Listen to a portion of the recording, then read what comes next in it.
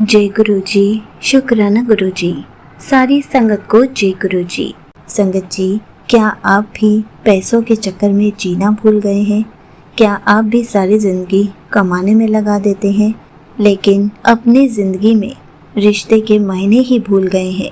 तो चलिए इसी पर एक अंकल जी का सत्संग सुनाती हूँ, जिसमें उन्होंने इस बात को बहुत अच्छे से एक्सप्लेन किया है। ये सत्संग पूरा ज़रूर सुनिएगा, आपको बहुत अच्छे आंसर्स मिलेंगे। तो चलिए अंकल जी का सत्संग सुनाती हूँ। संगत जी, मेरा नाम रमेश है। संगत जी, मेरे घर में सब कुछ है। बड़ा सा घर है, महंगी चीज़ें हैं, आराम की हर सुविधा है, लेकिन बस एक चीज़ की कमी है, वो है सुकून। दीवार पर टंगी मेरी पत्नी की तस्वीर हर दिन मैं देखता रहता था, जैसे कुछ कह रही हो, लेकिन मेरे पास रुककर सुनने का समय नहीं था। पत्नी के जाने के बाद मेरा बेटा बदल सा गया था। पहले जो हर बात मुझसे करता था, अब चुप रहने लगा था। अब वह अक्सर कहता था, गुरुजी कहते हैं समय सबसे कीमती होता है। और मुझे ये बात चुभती थी। मुझे लगता था मेरा बेटा मुझे नहीं, किसी और को मानता है। दूरी तो बढ़ती जा रही थी। हर दिन वही बात होती थी।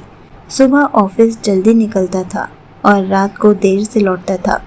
एक समय था जब मेरा बेटा दरवाजे पर इंतज़ार करने लगा था।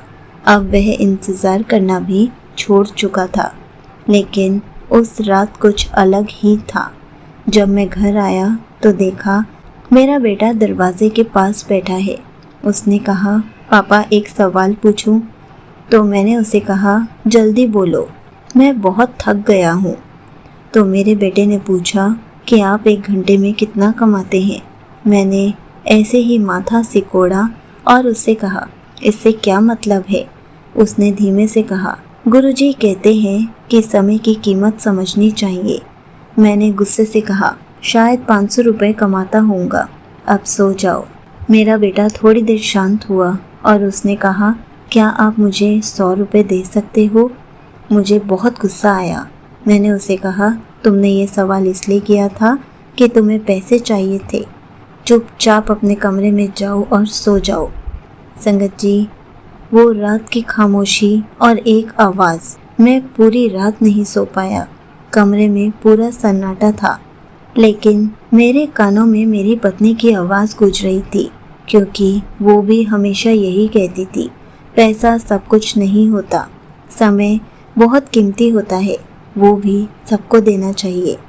मैंने दीवार पर लगी तस्वीर अपनी पत्नी की तरफ देखा और पहली बार उससे नज़रें झुका ली।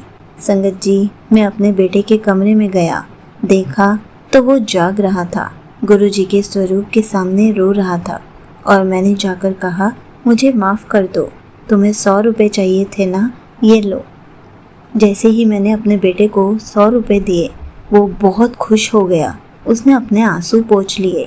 उसने धीरे से तकिए के नीचे हाथ डाला और बहुत पुराने नोट निकाले। धीरे धीरे गिनने लगा और मैं उसे देखता रह गया कि वो क्या कर रहा है। उसने सारे पैसे गिनकर मुझे 500 रुपये दिए और कहा कि ये आपकी दी हुई पॉकेट मनी है। आज मैं 500 रुपये जोड़ पाया हूँ। क्या आप मुझे कल 1 घंटा दे सकते हो? क्या मैं आपका 1 घंटा खरीद सकता हूँ? गुरुजी कहते हैं, जिन्हें हम सबसे ज़्यादा चाहते हैं उन्हें समय देना चाहिए। मुझे आपको खोना नहीं है।